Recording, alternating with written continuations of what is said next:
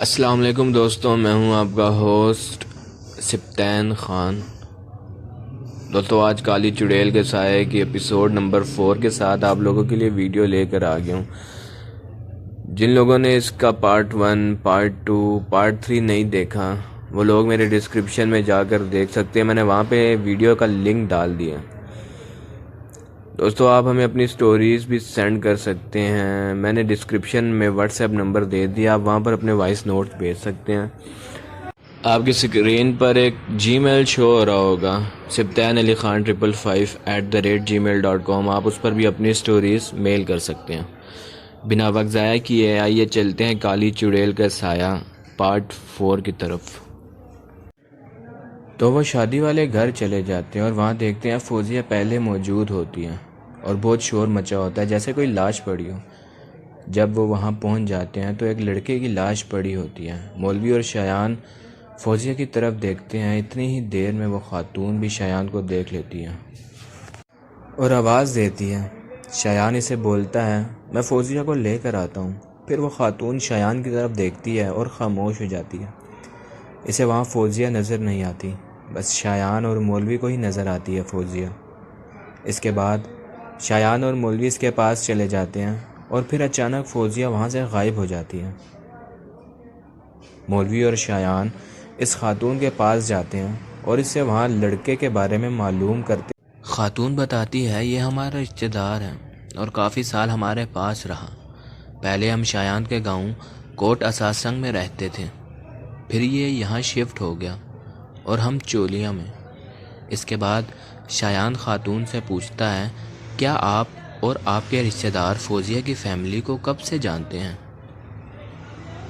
خاتون بہت عرصہ سے۔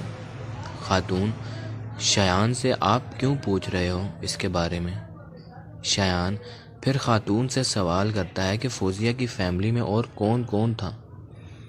خاتون اسے بتاتی ہے کہ فوزیہ کی ایک بڑی بہن تھی جس کا نام تھا ریمشا۔ تبھی شایان اور مولوی چونک جاتے ہیں۔ خاتون انہیں بتاتی ہے کہ ریمشا کا کچھ پتہ ہی نہیں چلا کہاں چلی گئی اچانک۔ شایان اور مولوی وہاں سے چلے جاتے ہیں اور گاؤں کے لوگوں سے بھی معلوم کرتے ہیں کہیں خاتون جھوٹ تو نہیں بول رہی۔ شایان چھوٹا تھا، اسے ابھی زیادہ پتہ نہیں تھا، اور مولوی گاؤں کا مقامی شخص نہیں تھا۔ بعد میں کوئی کمنٹ میں یہ نہ پوچھے کہ شایان بھی اسے گاؤں کا تھا اور اس رمشا کے بارے میں کیوں معلوم نہیں تھا۔ بہرحال آگے چلتے ہیں۔ دونوں گاؤں آ گئے اور وہاں فوزیہ کے پڑوسی کے پاس گئے اور ان سے معلوم کیا۔ پڑوسی نے بتایا کہ فوزیہ کی بڑی بہن رمشا وہ اچانک کہیں غائب ہو گئی۔ فوزیہ کے گھر والوں نے کافی کوشش کی ڈھونڈنے کی، لیکن اس کا کچھ پتہ ہی نہیں چلا۔ ساری بات سننے کے بعد مولوی اور شایان اسکول کی طرف چلے جاتے ہیں۔ وہاں انہیں فوزیہ بیٹھی ملتی ہے اور وہ اس سے پوچھتے ہیں، کون ہیں آپ؟ فوزیہ، میں ہوں رمشا، فوزیہ کی بڑی بہن۔ آپ کو گاؤں والے اور اس خاتون نے تو بتا دیا ہوگا، آگے اب میں بتاؤں گی۔